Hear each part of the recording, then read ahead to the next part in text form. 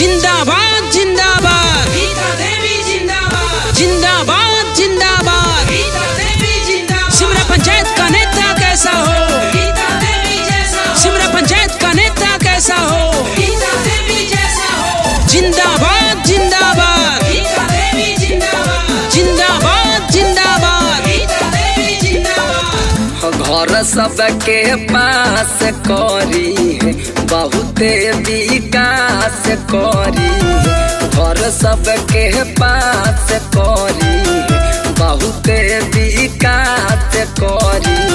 सबके चहेता बाड़ी हो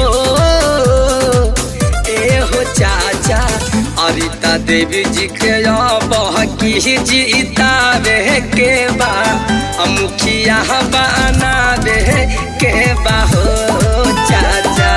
असीमरा पंचायत से जीतावे के बा मुखिया बनावे के बा हो चाची। क्यों पड़े हो चक्कर में कोई नहीं है चक्कर में। क्यों पड़े हो चक्कर में कोई नहीं है चक्कर में। जिंदाबाद जिंदाबाद गीता देवी जिंदाबाद जिंदाबाद जिंदाबाद गीता देवी जिंदाबाद। गौआ नगरिया सारा कहरे सपोर्ट भैया बिनती बायब की दी है इनके सब वोट भैया। जिंदाबाद जिंदाबाद गीता देवी जिंदाबाद। बन जाई रोड और नाला नाली हो जाई पास नु हो। अब की बेर लागल बड़ा सा बहका के इनके पर आसन हो।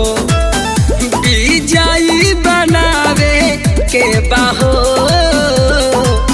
ए हो भौजी अरिता देवी जी के बहकी जीतावे के बा मुखिया बनावे के बाहो भैया।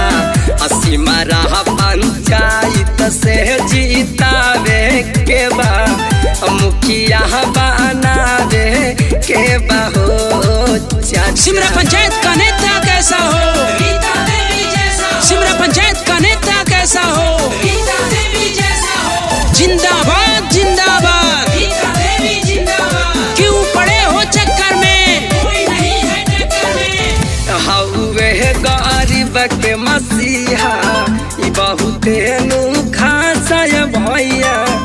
डिम्पल शिव शंकर सोनू कैले विश्वास भैया।